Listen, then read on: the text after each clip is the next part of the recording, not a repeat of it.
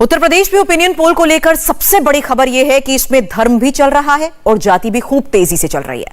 धर्म इस हिसाब से चल रहा है कि 80% मुस्लिम वोट एक तरफा समाजवादी पार्टी और आरएलडी के गठबंधन को जा रहे हैं। मतलब यूपी का मुसलमान ओबीसी को वोट नहीं दे रहा।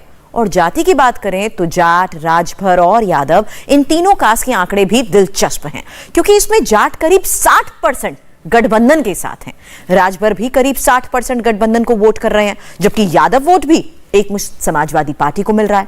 लेकिन बाकी सभी पिछड़ी जातियां बीजेपी की तरफ दिखाई दे रही हैं। और किस इलाके में कौन सी जाति किसको वोट कर सकती है, कहां पर धर्म इस वक्त वोट पर पूरी तरह से हावी है, कौन सी बिरादरी कहां मूव कर रही है, इसकी पूरी डिटेल इस रिपोर्ट से समझिए।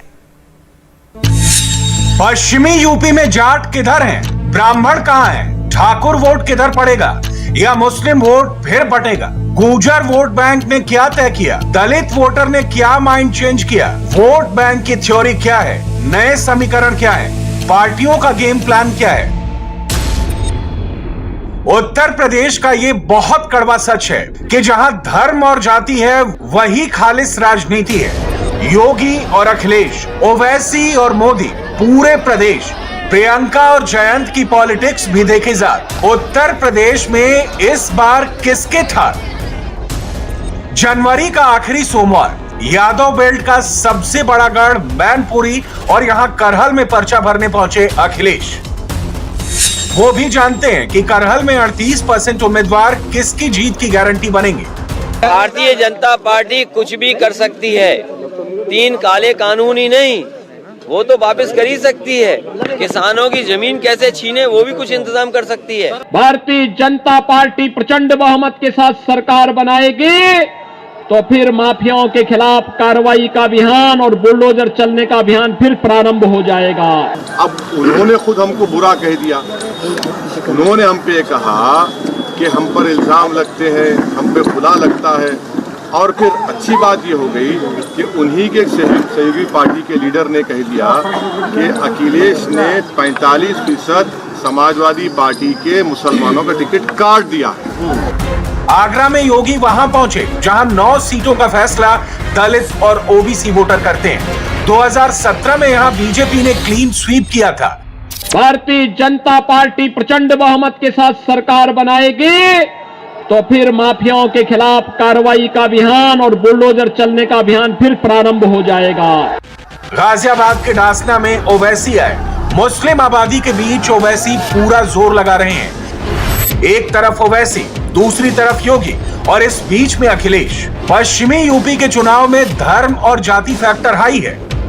पिछले कुछ वक्त में कई ओबीसी नेता बीजेपी छोड़कर गए तो कई ओबीसी नेता बीजेपी में शामिल भी हुए। आगरा में योगी आदित्यनाथ 2017 वाला वही कनेक्शन तैयार करने की कोशिश कर रहे हैं, जिसकी बदौलत पिछले चुनावों में दलित वोट बीजेपी को मिला था, वहीं ओबीसी वोट भी एक तरफा बीजेपी की तरफ गया था। पहले चरण के लिए प्रधानमंत्री मोदी ने भी ऑनलाइन रैली की। पश्चिमी यूपी के लिए बदलाव का मैसेज भी था, बदले का जिक्र भी किया। हम यूपी में बदलाव के लिए खुद को खपा रहे हैं, जबकि वो आपसे बदला लेने की ठान कर बैठे हैं। वहीं प्रधानमंत्री मोदी ने जिस अलीगढ़ में राजा महेंद्र प्रताप सिंह विश्वविद्यालय की नींव रखकर जाट वोटों को साधने की कोशिश की है, वहां टक्कर देने के लिए जयंत चौधरी पहुंचे।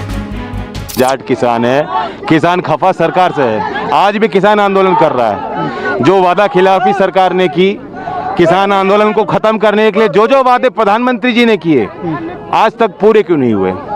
तो किसान नाराज है, सरकार से नाराज हैं। लोग सरकार से सवाल पूछ रहे हैं।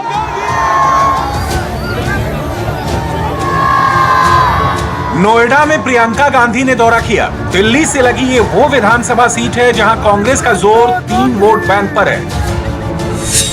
ब्राह्मण 1,30,000, मुस्लिम वोट 60,000, गुर्जर वोट 50,000। ये जीतेगी क्योंकि जनता त्रस्त है, यहाँ नोएडा की परेशान है, सारे ग्रुप्स परेशान हैं, कोई सुनवाई नहीं है उनकी। वो कह रहे हैं कि विधायक को तो हम देखते ही नहीं है। पश्चिमी यूपी शुरुआत में ही क्यों हैरान कर सकता है, इसे लेकर ओपिनियन पोल में लोगों की पसंद देखिए। और आइए अब एक कंपैरिजन आपके सामने रखते हैं। पश्चिमी उत्तर प्रदेश में इस बार सीट के लिहाज से बीजेपी को नुकसान होता नजर आ रहा है 2017 के मुकाबले।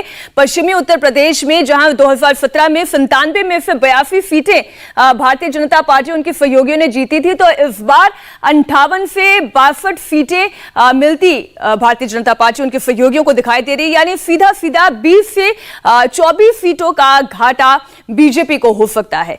वेस्टर्न यूपी में ही समाजवादी पार्टी और उनके सहयोगी आरएलडी की सीटों पर अगर आप गौर करें तो ये 9 से बढ़कर सीधा 34 से 38 होती दिखाई दे रही है। यानी कि 25 से 29 सीटों का फायदा समाजवादी पार्टी गठबंधन को पश्चिमी उत्तर प्रदेश में हो सकता है।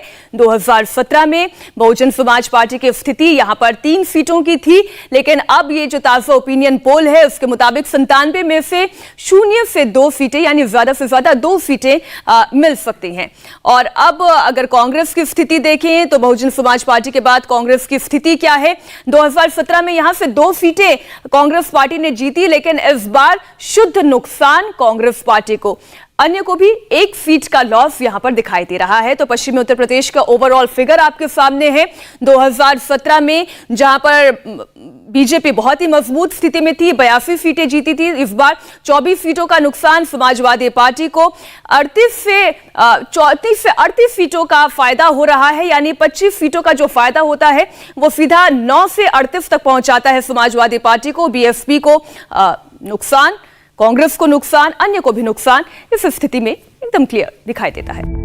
बातें बहुत हो रही हैं, लोग चॉइस भी बता रहे हैं, लेकिन इतिहास और मौजूदा कैंपेन गवाह है कि यूपी में जाति खूब चल रही है, धर्म भी चल रहा है। वोट बैंक पॉलिटिक्स के लिए कोई कुछ भी कर गुजरने को तैयार है। पश्चिमी यूपी में किस जाति का वोट कहां पड़ेगा, जाट, गुर्जर, मुस्लिम कहां जुड़ेगा या ब्राह्मण वोट इस बार पलटेगा? वोट बैंक की नई थ्योरी क्या है, नए समीकरण क्या है? नरेंद्र मोदी और योगी आदित्यनाथ ने जो जाति वाली इक्वेशन 2014 और 2017 के बाद तैयार की है। अखिलेश ने मोदी और योगी की सोशल इंजीनियरिंग का क्या तोड़ निकाला है? क्या अखिलेश ने पुराना फैक्टर अजगर चलने की कोशिश की है? और अगर पश्चिमी उत्तर प्रदेश में अजगर नहीं चल पाया तो क्या अखिलेश ने गजब फैक्टर पकड़ लिया है?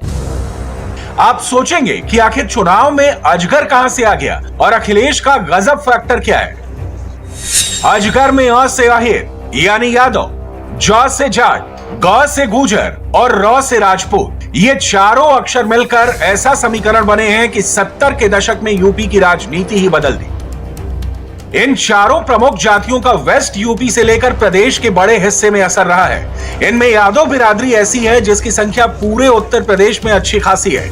ये अहिर, जाट, गुर्जर और राजपूत जातियों का एक गठबंधन था जिसे चौधरी चरण सिंह ने गैर कांग्रेसी गठबंधन के तौर पर 60 और 70 के दशक में कामयाबी से आजमाया था। इससे पहले यह माना जाता था कि कांग्रेस बीडीएम यानी बी से ब्राह्मण, डी से दलित और एम से मुसलमान वाले समीकरण के जरिए सत्ता में बनी रहती है, और चौधरी चरण सिंह ने इसी का तोड़ अजगर से निकाला था, जिसमें गैर ब्राह्मण, गैर दलित बिरादरी के वोटर्स थे। बाद में इसमें मुसलमानों को जोड़कर मजगर फॉर्मूला बनाया गया, यानी मुसलमान, अहिर, जाट, गुर्जर और राजपूत। इस फॉर्मूले के चैंपियन मुलायम सिंह यादव भी रहे। इसी के जरिए वो 3 बार यूपी के मुख्यमंत्री बने।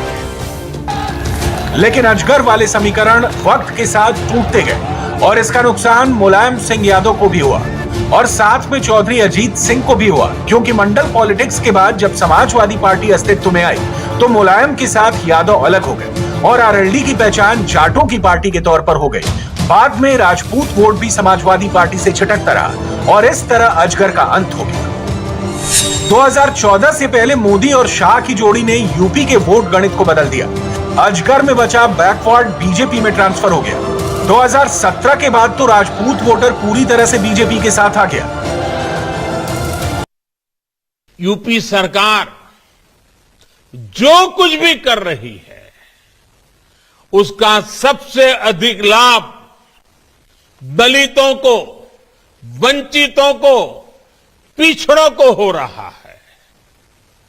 मुफ्त इलाज हो, मुफ्त गैस कनेक्शन हो, शुद्ध पेयजल का कनेक्शन हो, पीने के पानी की व्यवस्था, ये समाज के हर वर्ग के, हर संप्रदाय के जीवन को आसान बना रहा है।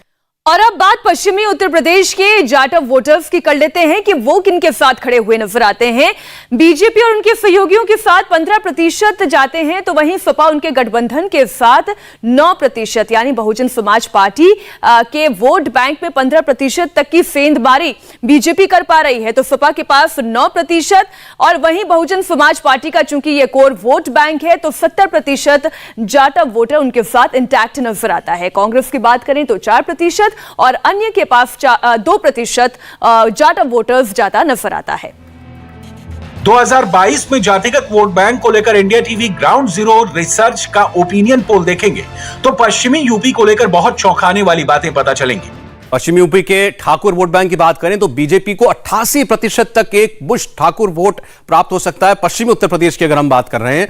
इसके अलावा देखिए समाजवादी पार्टी आरएलडी गठबंधन को कितना वोट मिलेगा। केवल 7% ठाकुर समाज का रुझान गठबंधन की ओर दिखाई देता है और बाकी दोनों पार्टियों के लिए समर्थन जो है वो सिंगल डिजिट में ही है। बसपा के लिए 3% और कांग्रेस पार्टी के लिए और नीचे 2% ठाकुर वोट का रुझान दिखाई दिया। अन्य की तरफ कुछ भी नहीं। यानी राजपूत का ठाकुर वोट पूरी तरह समाजवादी पार्टी से खिसका हुआ है। यही सबसे बड़ी वजह है कि 2022 में अखिलेश के हाथ से अजगर फार्मूला या कहें कि मजगर फार्मूला निकल चुका है, क्योंकि इसका अहम हिस्सा रहा राजपूत वोटर अब बीजेपी के साथ है, क्योंकि मुख्यमंत्री योगी आदित्यनाथ खुद राजपूत है। और इसे लेकर योगी ने एक अखबार को दिए इंटरव्यू में भी कहा था कि अपनी जाति पर गर्व करने में कोई बुराई नहीं।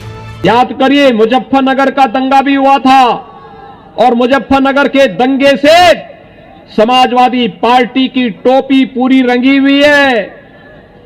उन निर्दोष किसानों का, उन निर्दोष जाति युवकों का, गौरव और सचिन नाम के उन निर्दोष नौजवानों के खून से रंगे हुए समाजवादी पार्टी के हाथ। एक तरफ मुजफ्फरनगर के दंगों से इनके हाथ रंगे हुए हैं और दूसरी तरफ राम भक्तों पर गोली चलाने का भी पाप इनके ऊपर लगा हुआ है। India TV ground zero research का ओपिनियन पोल देखेंगे तो ब्राह्मण वोट को लेकर नई बातें पता चलेंगी, क्योंकि ब्राह्मण वोट बैंक पहले कांग्रेस और फिर बीजेपी का वोटर रहा है और इसमें समाजवादी पार्टी कुछ हद तक सेंध लगा सकती है। पश्चिमी उत्तर प्रदेश में ब्राह्मण वोटर 12% से ज्यादा तादाद में है। इनका वोट किधर जा रहा है तो बीजेपी को 76% तक ये वोट मिल सकता है, सपा को 14%, बसपा को 3% और कांग्रेस पार्टी को 5% वोट ब्राह्मणों का प्राप्त हो सकता है और अन्य के खाते में 2% वोट जा सकता है। यही वजह है कि अब समाजवादी पार्टी या कहें अखिलेश यादव ने अजगर मजगर छोड़कर अब गजब फैक्टर पर फोकस करना शुरू कर दिया है। गजब में ग से गुर्जर, अ से अहिर यानी यादव, ज से जाट और ब से ब्राह्मण। दरअसल अखिलेश यादव राजपूतों के छिटकने की भरपाई ब्राह्मण वोटों से करना चाहते हैं। यही वजह है कि पूरे सूबे में समाजवादी पार्टी ने प्रबुद्ध सम्मेलन करवाए हैं और टिकट बंटवारे में भी ब्राह्मणों का ख्याल रखा है। सपा सुप्रीमो अखिलेश यादव उन इलाकों में ब्राह्मण उम्मीदवारों पर ज्यादा जोर दे रहे हैं जहां की राजनीति में ब्राह्मण बनाम राजपूत फैक्टर पूरी तरीके से काम चलता है। ऐसी स्थिति में और इस तरीके की कैलकुलेशन में अगर अखिलेश यादव के साथ मुस्लिम और ओबीसी वोट आ जाता है तो उनके पास सत्ता तक पहुंचने का नायाब समीकरण तैयार हो जाएगा और ऐसे में समाजवादी पार्टी आसानी से सत्ता तक पहुंच सकती है। पश्चिमी यूपी की सियासत में ब्राह्मण समुदाय के वोटरों को नजरअंदाज नहीं किया जा सकता। मेरठ, बुलंदशहर, गाजियाबाद, अलीगढ़, हाथरस और नोएडा में ब्राह्मणों में शर्मा वोटर काफी अहम भूमिका में है। यही वजह है कि आरएलडी और बीएसपी ने भी पश्चिमी यूपी की कई सीटों पर शर्मा समुदाय के कैंडिडेट उतारे हैं। वहीं सवर्ण समुदाय में त्यागी हैं, जो गाजियाबाद के बिजनौर, मेरठ, बागपत, बुलंदशहर, अमरोहा और नोएडा में अच्छी खासी संख्या में हैं। नोएडा में प्रियंका गांधी जब प्रचार करने उतरी तो डोर टू डोर कैंपेन का अंदाज तो उनका अपना रहा, लेकिन उनकी पार्टी भी जानती है कि नोएडा में वो ब्राह्मण वोट के बिना कुछ नहीं कर पाएंगे। रोजगार के लिए हम एक टाइम टेबल जैसा बनाना चाह रहे हैं, एक जॉब कैलेंडर, हर एक भर्ती के लिए अलग, जिसमें लिखा जाएगा कि आपका एग्जाम इस डेट पे होगा, इसका रिजल्ट इस डेट पे आएगा, इसके बाद आपको नौकरी इस डेट पे मिलेगी और 6 महीनों से ज्यादा नहीं होना चाहिए वो गैप। आज एग्जाम और रिजल्ट में 1.5 साल का गैप है, बताइए कैसे हो सकता है। कैसे हो सकता है? और आप सोच रहे हैं कि नौजवान त्रस्त नहीं होगा, दुखी नहीं होगा, और आप उनकी बात नहीं सुन रहे हैं, उनको मार रहे हैं, पीट रहे हैं, जेल में डाल रहे हैं, उनका करियर खत्म कर रहे हैं, उन पे ऐसी ऐसी धाराएं लगा रहे हैं कि वो जेल चले जाते हैं, बाद में यूनिवर्सिटी नहीं जा सकते हैं। पश्चिमी उत्तर प्रदेश के लिहाज से अखिलेश का गजब समीकरणों वाला कनेक्शन क्या कहता है, वो ओपिनियन पोल में देखिए। गजब यानी गुर्जर, जाट और ब्राह्मण। इसमें जाट तो पश्चिमी यूपी में 17% है, जिन्होंने पिछले चुनाव में बीजेपी को जमकर वोट दिया था। जाट वोटर की बात करें तो 30% जाट वोटर बीजेपी के साथ जाता दिखाई दे रहा है। 60% सपा प्लस यानी सपा आरएलडी पर भरोसा जता रहा है और 3% बसपा पर, 1% मात्र कांग्रेस पार्टी की तरफ झुकाव रखता हुआ दिखाई दिया और 6% अन्य की ओर जाते हुए दिखाई दे रहे हैं। जाट समुदाय की अगर हम बात कर रहे हैं पश्चिमी उत्तर प्रदेश में तो 60% सबसे ज्यादा रुझान ये गठबंधन की ओर ही दिखाई दे रहा है और लगभग आधा 30% भाजपा की ओर। अब इनको खुद इतिहास की जानकारी नहीं। अमित शाह जी बयान दिए कि 650 साल से भारतीय जनता पार्टी लड़ रही है, तो मैं क्या बोलूं। और 42 साल मेरी उम्र हो गई, 20 साल से मैं राजनीतिक क्षेत्र में सक्रिय हूं और बहुत सोच समझ के मैंने एक निर्णय लिया है, अपने लिए नहीं। मुझे सत्ता कैसे मिले मुझे उसकी चिंता नहीं, मुझे अपने लोगों की चिंता है। उत्तर प्रदेश को सही दिशा देनी है। सबसे बड़ी समस्या नौजवानों की बेरोजगारी है। आरएलडी और समाजवादी पार्टी गठबंधन का पूरा फोकस जाट और मुस्लिम वोट पर है। ये दोनों वोट जोड़ेंगे तो पश्चिमी यूपी में गठबंधन का रास्ता साफ है। और अब देखिए पश्चिमी यूपी का मुसलमान किसके साथ है। पश्चिमी यूपी में 30% से ज्यादा मुस्लिम हैं। ओपिनियन पोल के मुताबिक इसमें से केवल 3% भाजपा को पसंद करते हैं और 80% समाजवादी पार्टी आरएलडी गठबंधन को वोट कर सकते हैं। ना ये बसपा में बट रहे हैं क्योंकि बसपा को केवल 5% वोट मिल रहा है, ना कांग्रेस की तरफ जा रहे हैं जिसे केवल 4% मुस्लिम वोट मिलने का अनुमान है और अन्य को भी 8% से ज्यादा नहीं। तो एक मुश्त एक तरफा 80% मुस्लिम वोट समाजवादी पार्टी गठबंधन को पश्चिमी उत्तर प्रदेश में हासिल हो सकता है। ओपिनियन पोल बता रहा है पश्चिमी उत्तर प्रदेश में मुसलमान वोट नहीं बढ़ रहा है और ये ओवैसी के लिए अच्छी खबर नहीं है क्योंकि ओवैसी पूरे यूपी में 100 सीट पर लड़ने के लिए तैयार हैं। एआईएमआईएम ने पश्चिमी यूपी में चुन चुन कर उम्मीदवार उतारे हैं, लेकिन ग्राउंड पर क्या चल रहा है ये वोटर से बेहतर और कौन बता सकता है। इंडिया टीवी हर वक्त हर जगह डाउनलोड करने के लिए सर्च करें India TV news Google play store या ऐप स्टोर पर।